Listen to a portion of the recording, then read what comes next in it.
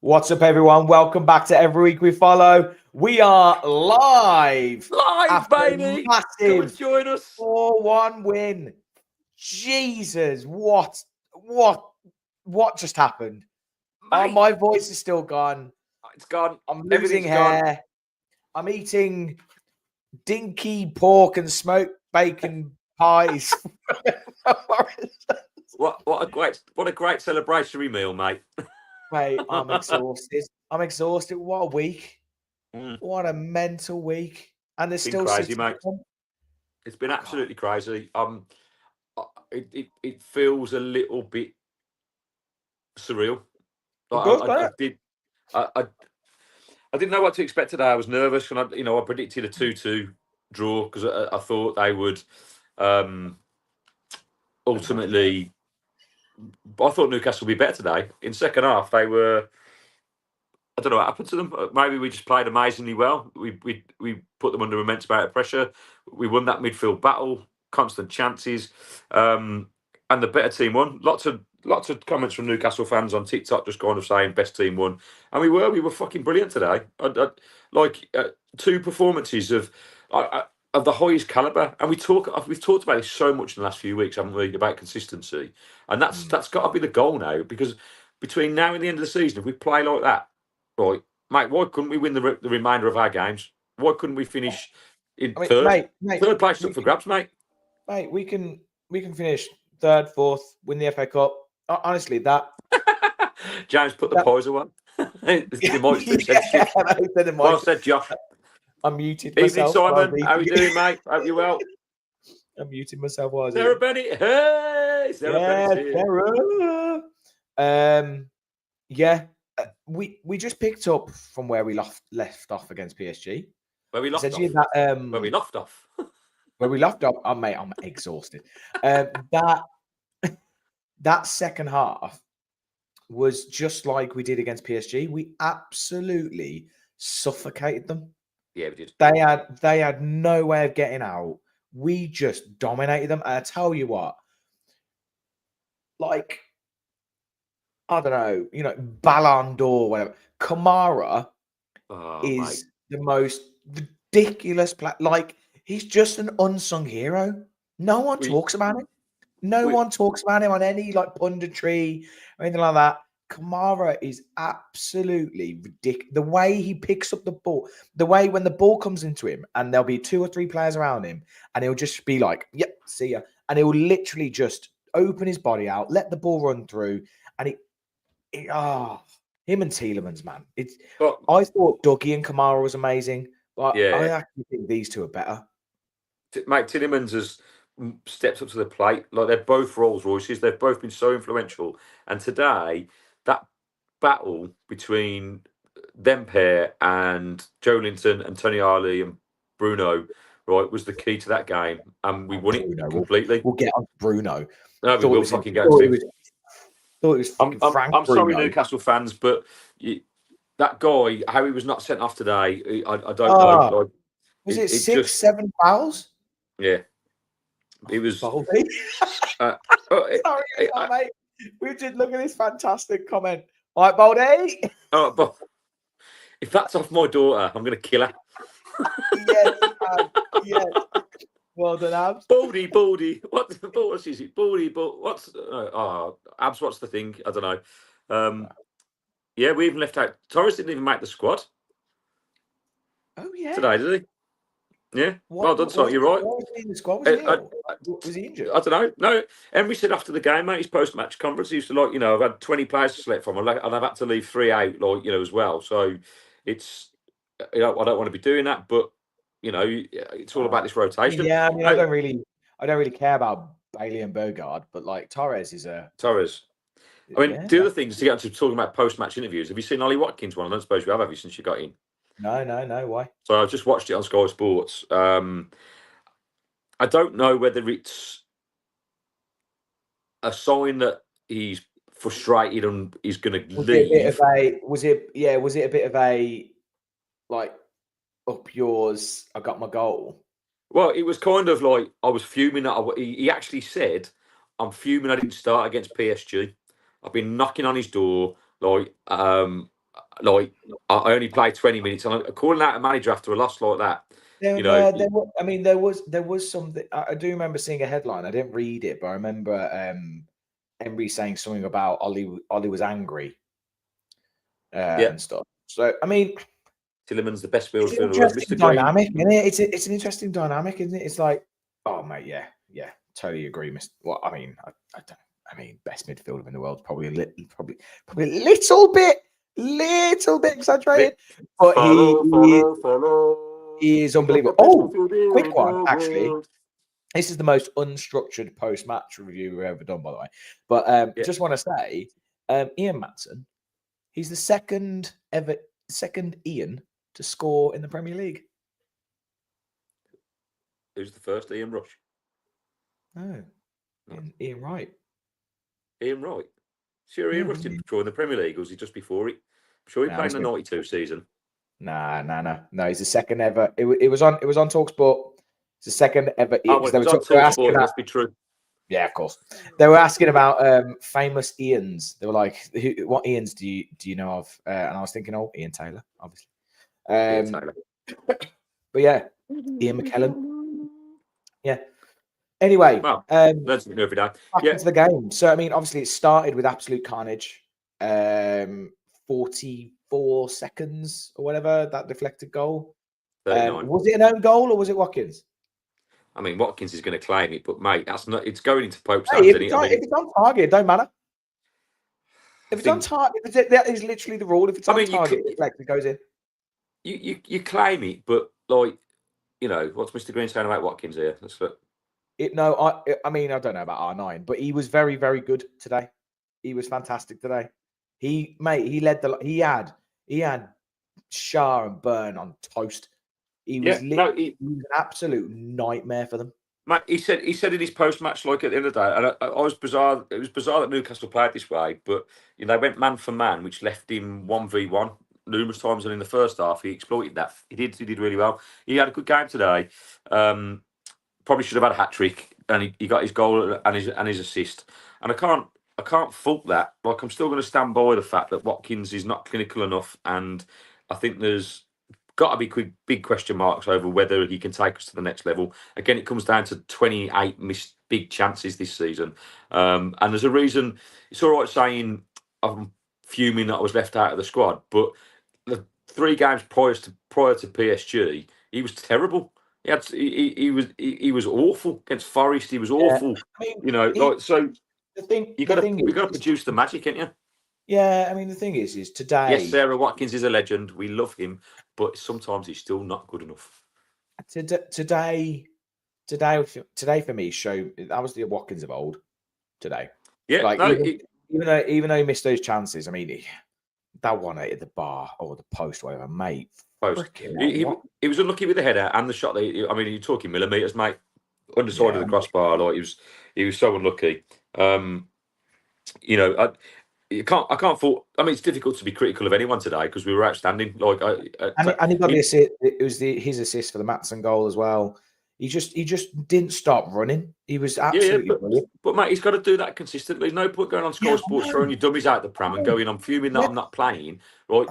Produce performances Let's let him do it now for the next 6 games. Last 6 games of the season. But you can't be frustrated because I think Emery's pretty fair. I think he's dropped him out of merit. Like, you haven't been good enough. So I've heard him.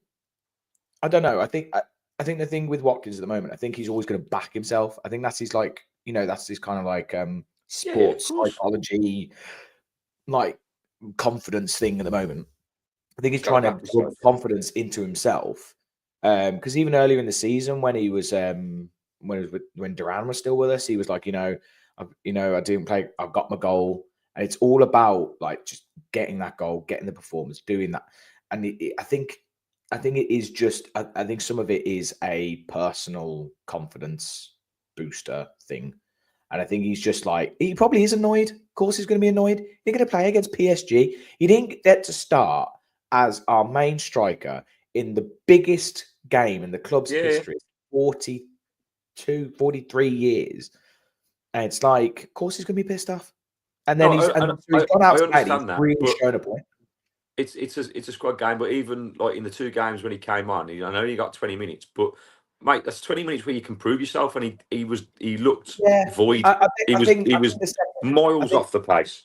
I think the second PSG, I think it just wasn't. If I'm honest, I just don't think it was right for him. I don't think it was the right situation to be bringing him on. I don't think it was the right time in the game. No. But again, this isn't a podcast to bash him. He was outstanding today, and if he can produce that level of performance for the next 5-6 games with the FA Cup, right, I'm all for it. Like, bring it on, bring it home. Yeah, I mean, personally, like, I think I've said it a couple of times. Even with how he is now. And even if he played really well, I actually still believe that potentially, I think if a good bid comes in for him in the summer, I wouldn't be surprised if it goes. I think it makes commercial sense for the team, for the club as a whole. Yeah. I think Emery knows, there is a ceiling to these players. I think Emery likes to have players that are coming in who are hungry, who are like building up, and he can mold them. And I think Watkins does something for the team. I think it also depends on what we do with, for instance, with Asensio and Rashford, because I do think the way we play has changed since they've joined. And I think that the way we want to set up maybe doesn't suit him when both of them are playing, for instance. So if you want, just highlight on the screen there Alex Moreno's comment. Look, I wonder if he's the Alex Moreno. He's definitely not. Big shout out, Alex. No, you're absolutely right, mate. I think this is where we're seeing the great ability of coaching from Unai Emery. I think he knows what he's doing. I agree with that. Rotating the squad to keep him on his toes. Like this is the time to get this momentum. Like I'm buzzing. I think we're going to do it. I do. Like if today had been lackluster and we hadn't turned up and we were blowing out of our arses, I'd probably be feeling very differently. But the fact we've put in a performance like that after the game we had on Tuesday, mate, the players are up for it, and keeping the players on their toes will ultimately give us that opportunity to finish in the top 5. Even mate, we could even finish third with 2 points behind Newcastle. Right, beat Man City on Tuesday. Game on, mate. Game on. Fucking. Who's going to bet? I wouldn't bet against us. Mate, I'm not betting against it. I thoroughly. I mean, City. I haven't seen the highlights, but recently they obviously they had the comeback against Palace, but it sounds like they were not great today against Everton. Alex Moreno's in Nottingham. I mean, no, he's in Miami. I know. Yeah, I saw. Mate, big chance, mate. You're in a better place, mate. We'll keep you up to date with all the Villa stuff. You could. I don't mind Miami. I was alright, but I would like to be in Miami. I'm not gonna lie. Yeah. Watkins was amazing today. Who's saying that? Lynn, yeah, you're absolutely right. Watkins was amazing today. Like, I'm not faulting his performance today. He was outstanding. Got his goal assist. Just talking about his general performance over the season. Let's hope he can push that on for the next 5-6 games. He's equal Gabby's record now. One more goal and he beats it. Is it? Has he? I thought he needed two. Again, based on TalkSport, that's what they were saying. Fucking hell. I mean, I don't know. It still baffles me that Gabby and Bogler's got that record. I just like because he played so many games, mate. He started so young. Like, he literally stayed with us for his entire career. But yeah, I mean, in terms of our form, like, yeah, we can go and beat City. I mean, it's difficult, isn't it? Away from home is very different. Like, we're a different beast away from home as well. We're so good at home. Like, absolutely incredible. And I actually still think we've won our last 3 away games. We beat Brentford. I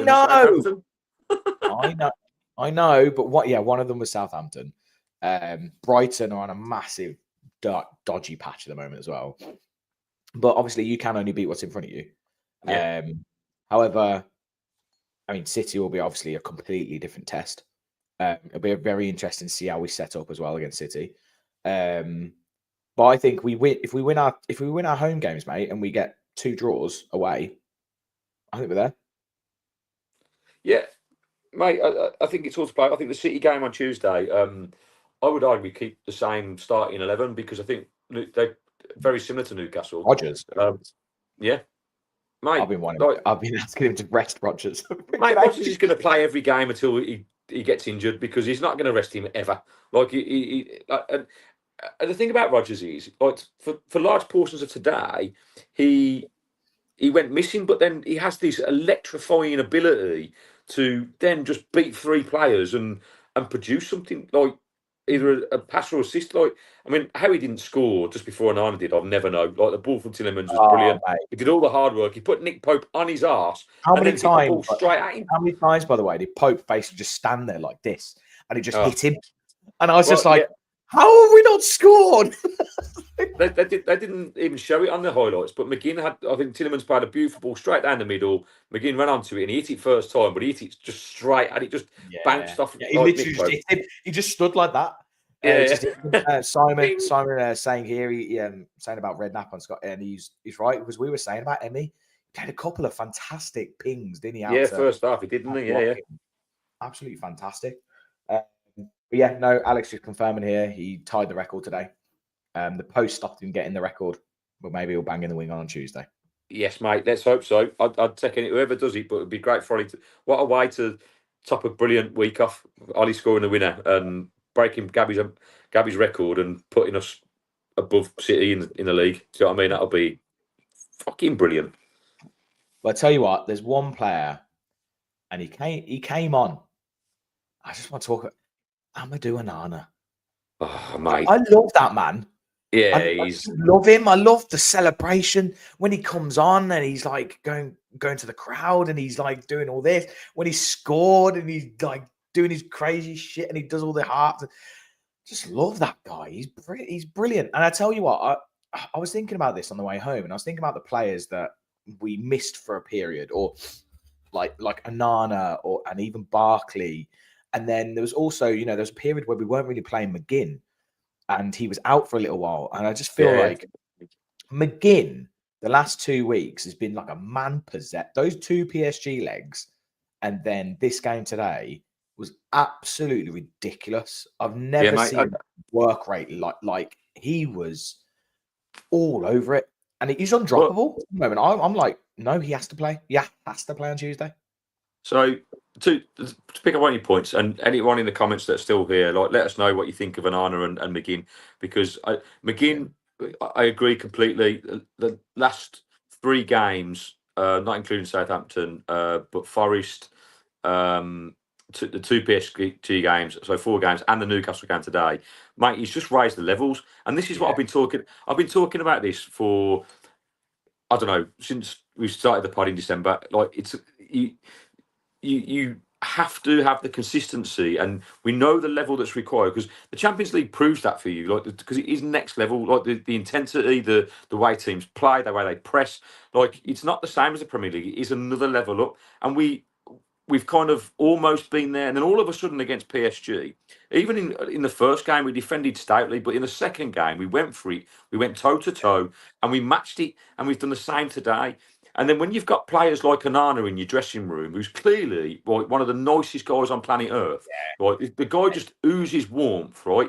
He's come in and embraced the club, and the same. I'm going to speak a little bit about Youri Tielemans. Like, his celebration at the end of today, he's singing with the, like, he fucking loves it, mate. He's just as in it as invested as we are. I can feel it, and like we've got that opportunity now with these players to push everybody else forward, which is what McInerney Emery's done from day one. If you think about the squad he's got, he's raised levels, and now in the last week or so, we've just, like, hitting this run of form that I've only ever dreamt of. I've been dreaming of this level of performance for years. We were. I remember we were talking before this run started, and I think Emery even said it in press conferences, didn't he? He was saying about there's always one team that comes through at the end of the season, and he was like, we could be that team, and we were saying we need to go on another run like we did last season, where we went like 10 wins at home on the trot or something like that, and that's what we're doing. It's absolutely ridiculous. Like, and we have been lucky. Well, not lucky. We've got our players back. We've got a full squad, and we are. It's just incredible to see that we can just bring these players on. And usually it's like, oh God, here we go. He's bringing on the 3 changes to try and change the game. Oh, what are they going to do? Whereas now it's actually like, well, no, they're coming on. Like, we know why they're coming on. JJ comes on, gives energy. Onana comes on, he's physical, he's big, gone that goal was ridiculous. And then you've got like Barkley coming on, who's just a really solid like option, and he's just ticking it, keeps the ball ticking around a bit. It's mate, I ain't got words. I also don't know what the hell are we going to do in the summer. Like, because I'm sitting there going, how are we going to improve this squad? Well, who do you get rid of? Oh, well, so we got to come. Welcome, Show. I think his name is wonderful. Wonderful Horseshoe. I didn't read my Horseshoe. Yeah, Show. I wish I could read. Cheers, mate. Yeah. No, I mean, I asked you this when I left, right? And I said, was it that we played well, or was it that Newcastle didn't? Was it that we played well, Newcastle didn't play well, a bit of both, or was it that we didn't allow them to? Well, I think, but I would say first half it was pretty even. We started the game really well, got an early goal, lucky goal. 15 minutes we were all over them, hit the post. Asensio had a great chance. Then Newcastle equalised. Yeah, then Newcastle equalised, and Newcastle came into it, and then by half time, I predicted the draw at the start of the day. I thought it was going to be 2-2. But second half, for me, there was only one team in it, mate. I think we just blew them away. I think you have to give us respect for that, mate. So, what we're doing there, and then take it another assignment. And Ari's fantastic, not only on the pitch but off it too. Yeah. He's a proper geezer, Simon. I just love him. I think he's brilliant. We need to grow the club. We had a fair bit of stick on the preview, to be fair, from Newcastle fans. I actually found it quite funny. One of the comments was Newcastle are going to batter Villa. It's going to be 3-2. And I went back and went. I'm not sure what games you see where a team gets battered 3-2. That's not quite a battering, is it? Yeah, no. We thoroughly battered Newcastle because I can't. I was thinking about it again. I was thinking about it on the way. I was thinking about like you said, first half they had they had a few chances, but second, I don't remember our defense having to do a lot. No, I don't remember Martinez having to make a save, mate. And we can all use the excuses, can't we? Because I've seen a lot like Mr. Tyndall after the game. Well, mate, did you hear Tyndall after the game? Yeah, he was saying three games in 6 days. I was like, mate, are you a freaking idiot? Like, we've just literally played PSG twice in a week. Like, what did you? If you were looking at those teams today and you would say which ones got a hangover from the Champions League, it wouldn't have been us, mate. We look fresh. I was amazed, like the energy levels today. Goodness knees. Bless me, sorry, YouTube. That's one for the wins. He's allergic to wins. Yeah. It's too much. What's reassuring is that we have struggled after Champions League games, haven't we? Historically, this season, like we've not done great. I think we've won 1 out of 9 after the Champions League. We're obviously, the last 2 now we've won them. Yeah. So I think it's the tide is turning. Like you mentioned it there about like teams pushing on. That could be us, and it looks like it is, mate. Like I don't. If we can maintain that level of intensity, and I think what games like today do, they install belief in players. So you go into that Man City game now, and I said to you at the start, didn't I? Win today, and you go into Man City feeling confident, and that is a win like that. It's not just it wasn't just a win. The way we won, honestly, like those two games this week have just I'm exhausted. It's going to be quaking in his boots, mate. It's going to be quaking in his boots. I am. They cannot play 3 matches so close. Absolutely right. You know what? And Pete said this to me. Pete said, I think it was after the 4th goal, and he was just like, "I don't want this season to end." Yeah. It's been magic. It's just been so amazing. It's been magical. Like the Champions League run, the run we're on now, and the fact we've now got 5 league wins on the spin? Is it 8 wins in all competitions on a spin? FA Cup semi-final. Like, it's just what a season. Mate, this is, if you go back to when we got relegated, this is the season we've been dreaming about, like literally dreaming about. Like, how many times have I said to you, I dream of listening to Champions League music, apart from on Tuesday when they got it wrong and put the Europa League music on. God. Right? Mate, you had one job, someone got fired, right? God sake. If you look at the results that we've dropped points in, this year. Moreno's just saying here. There you go, mate. Yeah. If I'm honest, the biggest one was that it was that loss against Forest. Yeah, the loss against. we win that game, we're we're above them. Yeah. He's right about the Bournemouth at home. You know, we conceded in the last minute. You know, when we 1-0 up. West Ham, absolutely. And the man that 0-0 draw, it was dreadful. When was that Eric Ten Hag's last game in charge? Yeah, that was post Champions League, wasn't it? I remember. Yeah, I remember we'd had a couple of rubbishy. It was on the Sunday, and it was an absolute dire game. Yeah, it's just difficult. And so it's all, the thing is, you know, you're not going to go. You're not going to win every game in the Premier League. It's just not going to happen, right? Not with the standard of what it's at now. I don't think I'd be amazed if you ever saw an invincible season again. But what's encouraging is that, you know, we haven't had a run this year. We've had injuries galore. We've had to move things around for PSR, sell players, buy players, you know, move people out on loan. So consistency's been difficult, but then all of a sudden it's just something's clicked. It feels like it's come together.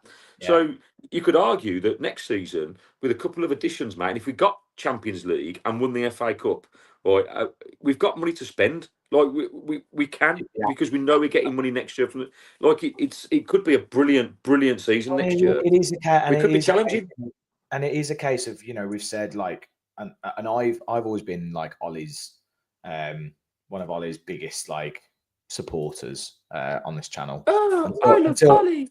Until more recently, he can't do it. No one can. Go Ollie. Until more recently, where I've kind of been like, okay, like I do feel like I said, I don't know if the way we play has changed a bit and it doesn't suit him all the time, but it would be good. We need those two strike, and this is why the Rashford thing kind of still makes sense. And yes, he can glow a bit hot and cold, but I think they're different enough as players that it gives us different options in different games. So like today, it suited Ollie better.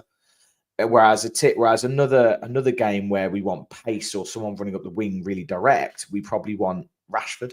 And it's whereas Duran was probably not the same as Ollie, but he was closer in the way, you know, in these kind of like off the ball run it and that kind of like physicality, that kind of thing. Whereas Rashford's a very different type of striker. Well, absolutely. I agree with that. They are different types of strikers, different types of strikers. But I think what is nice now, like if you're looking on today's game, you're right, it suited Ollie more. But when Rashford came on, like he caused them problems. He did. He was direct. He's like he feels like an old school winger. He basically like picks up the ball, runs up that up the touchline, and he just goes at them. And what's mental about it is when he's doing that, and he's on his own. And I've seen him. He's like running up, and there's not a single Villa player up with him, but he still goes at them. But he still goes. I don't know if he's shit. I think that's fair. I think he offers pace, and I think what Rashford brings, is fear to defenders. Defenders are weary of him because they know him. They know his pace. They know he can be dangerous, and he puts them on the back foot, and that enables other people to play. Like he's not the. I agree. I think it's harsh to say he's shit. I think he's. Yeah, no, I don't think he's shit at all. I think he's been massively. I think there's a few things. I think one, he's been massively marred by everything that's happened at United over the past few seasons. Yeah. I think two, everyone scrutinizes him like a microscope. Like it's always about Rashford. It's like, is he starting? No, he hasn't started. Oh, he's dropped him. Okay, comes on. Is he going to change the game? Oh, has he lost the ball? Has he done? It's like he can't. You can sit there and go, Ollie's amazing. Like fans will go like, Ollie's amazing, and then Rashford will score, 4 or 5 goals and get like 6 assists, and like, it's shit. I'm like, hang on, he's literally just like had one of the best halves of football against PSG that I've seen at Villa Park, and God knows, you can't say shit. He's not shit. And if I'm honest, Emery wouldn't have a player that's shit. He knows there's a player there, and he knows he can do something with it. So it'd be interesting to see if we did. Apparently he's even open it, even if we didn't get, Champions League, whether we would be open to that move. Wonderful horseshoe saying he won't be at Villa next season. What do we think about that? That's an interesting point. Right. Well, my thought from just looking at the commercial side of it as well, and going, like I said, if a large bid comes in for Ollie in the summer, and we can get Rashford for 40 million, yes, he will have to take a wage cut. He's also 2 years younger. Yeah. And I'm like, well, if we could sell Ollie for 60, 80, what, 65, something like that, you've made 25 million net compared to the two players. And I'm kind of sitting there going, that makes commercial sense. And I think Emery also looks at it and goes, that probably makes sense, because imagine if he was working with Rashford for 2 years. Yeah. Like, no, see what he did with Ollie. Like, see what he could do with Rashford. You know. I don't know if you saw on Sky Sports, I think it was yesterday, but I'm not saying we'd get this player, but they had an interview with Nicholas Jackson, for Chelsea, and they were saying who's the best coach. Jackson? Yeah. I am for real. My throat, stop me. My throat. Basically, he was saying who's the best coach you've worked with, and he was like Unai at Villarreal. Like, he taught me basically how to play football properly. Like, just basically really speaking highly of like everything I'm doing now. I owe to Unai. I think that's what his ability he's got with players, and I think Watkins, he's worked with him for 2 years, got good numbers out of him. There's no way he's selling Watkins unless he knows that something either's coming in, or he's got like you say, Rashford's going to come in and maybe do that, and we've got another, again. He's already said he doesn't see Rashford as a winger. He sees him as a number 9. Yeah. So if he sees him as more potential, more benefit, and it allows us to essentially net make 25 million to put towards another player. So, I mean, the question is, would we regret? I don't want to. The grass isn't always greener. So, if Watkins was to be sold, right, and I'm not against that. Is he ever going to make? Are we ever going to make more? Is he ever going to? Is his value going to be higher? My question is he going to improve massively and suddenly become a clinical striker? Because even if we look at today, it's still 3 chances, 1 goal. Which is not bad, but like I keep coming back to that stat, mate. 28 missed big chances, like in games where we probably should have been dead, like over the line and finished. And who knows where we'll be? Like Alex said, we'll be challenging for Arsenal. I do think the argument is always that he other players wouldn't get those chances. I do agree. I think there's definitely quite a lot of stuff that he gets that others wouldn't. But I think we'd adapt. And I think that whoever was playing up there would get chances. And so the difference is do you want a player who has 3 or 4 chances to score 1 goal? Or do you want a player who's going to get 2 chances and score 2? Yeah. And you're probably going to want the latter. Yeah. Will we live to regret selling Watkins if we do, or do we keep him and try and keep both and work with them? I don't there are options available. It's not saying we definitely have to get rid of him. I'm just thinking.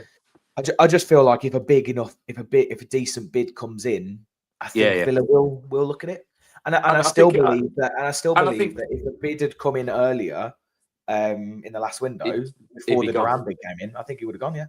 Yeah, and I think Olliewood recognises that and would take it himself.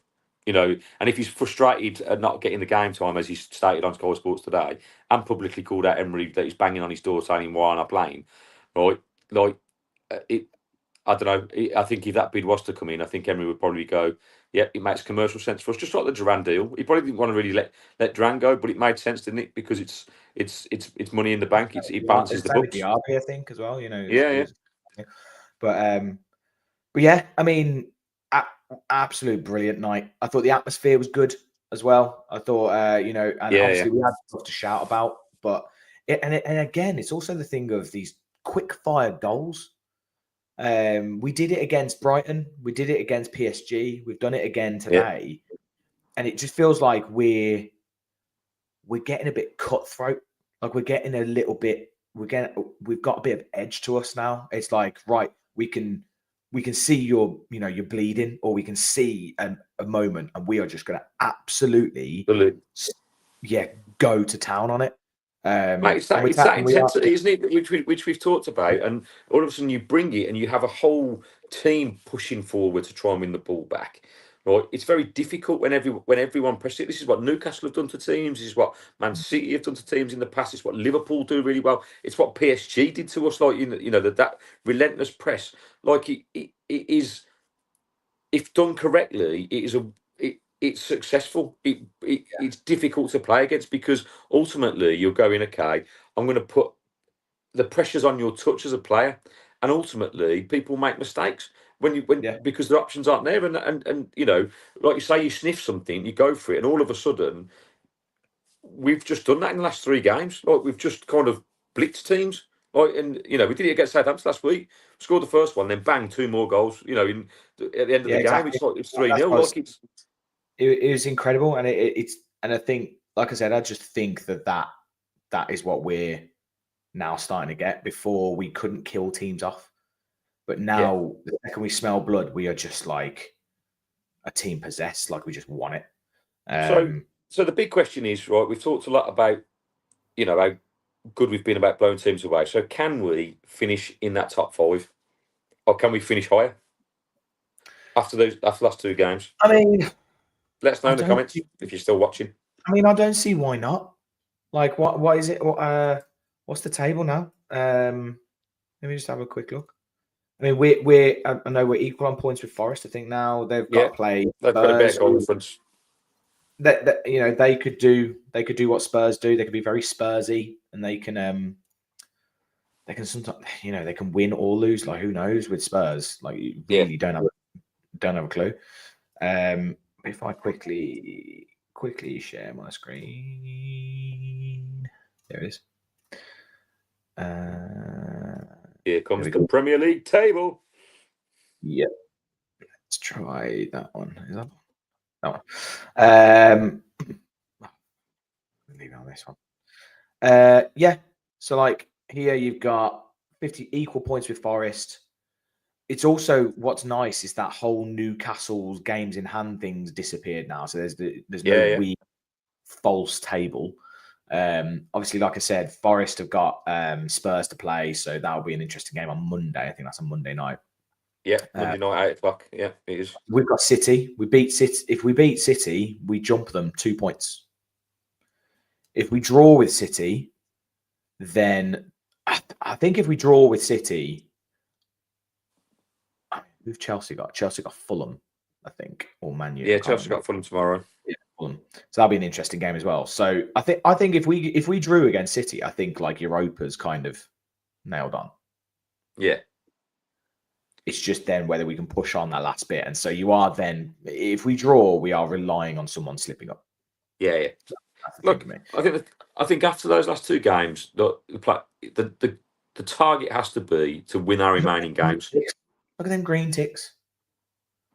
I know. It's wonderful. What's this? Actually, oops, finally hit the line button. Let's take one game at a time. Still a hard running. Think we get? Yeah, no, mate. Alex Moreno's right.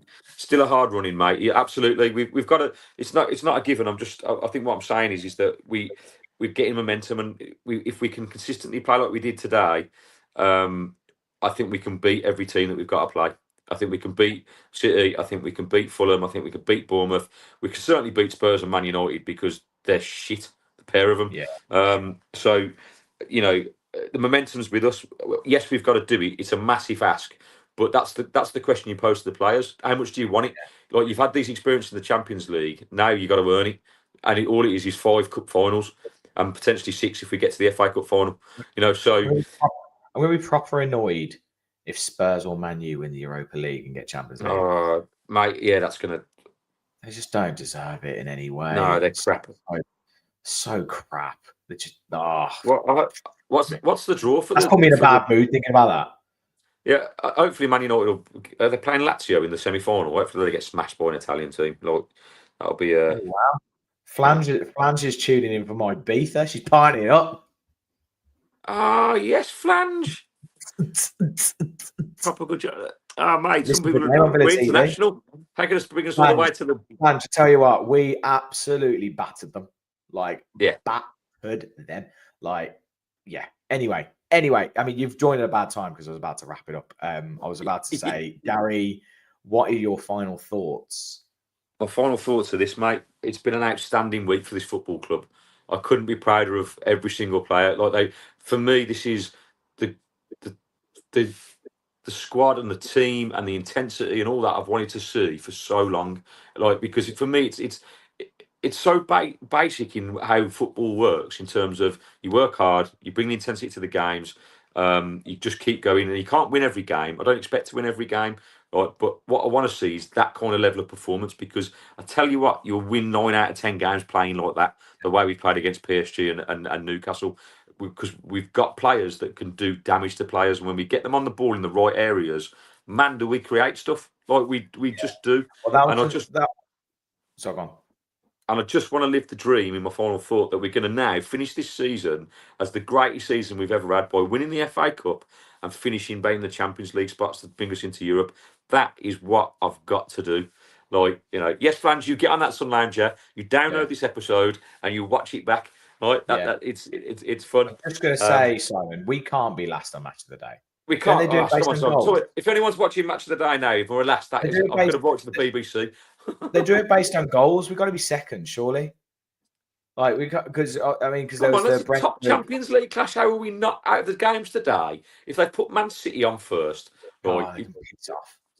Like, I don't even watch Match of the Day anymore, mate. What is the media blackout with Villa? Even though we could probably win the league and they'd still not cover it. We wouldn't even have they wouldn't even talk about it. It'd be like, Liverpool lost the league to and it would all be about Liverpool. That's all you ever hear about is Liverpool. Like in the PSG first leg, all they did was talk about Liverpool. Throwing it away. All the other teams, all the top six have fallen apart. Yeah. It's not about the rest of the league that I've done well. Yeah. However, a poor team like Villa managed to win the league. Like, just, you know. Anyway. Mate, that's why we do so much. 2 fingers up to the whole media, right, when it comes to Villa, because they don't give us the credit we deserve. Let's do this. Let's win the FA Cup. Let's finish in the European places. And let's challenge for the title next year. That would be amazing, because people will say I'm crazy, but I'm telling you, Emery, if we keep him, he knows what he's doing. He's building something, mate. He's building something, and it's coming up. Like I said to you, I think I said, yeah, I could potentially see the next couple of years, because I think after that, I think there's going to be consolidation in some of the teams, and I think that they are going to push on. I think this is our chance to do it. I think, like we said, the FA Cup, we need to do it this season. If we're going to win something, we need to do that. Anyway, thank you everyone for joining. Thanks for the comments, guys. We love doing a lot. I love the live stuff. Quite like the live stuff. It's just hard to do sometimes. Like I said, get back late. And honestly, I'm falling asleep. I'm exhausted. We will be having the Man City preview coming out probably tomorrow morning. I think so. We'll give that a little bit of a lead up for the game on Tuesday, and then obviously we'll have the post match on the Wednesday as well. Yes, and then there's the big FA Cup build up, isn't there, for next weekend? Wembley. Trip to Wembley. I'll be there with my knickers in the air. Come on. Yeah, I'm not there because I'm going to a golden anniversary dinner for Jess's aunt. Wow. Yeah.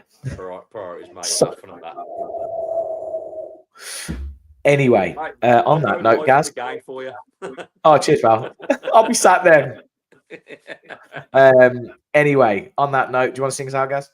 Yes, I do. I really do, because the boys deserve this, and this is what we've got to do every week. Every week we follow the boys in claret and blue. Cheers, guys.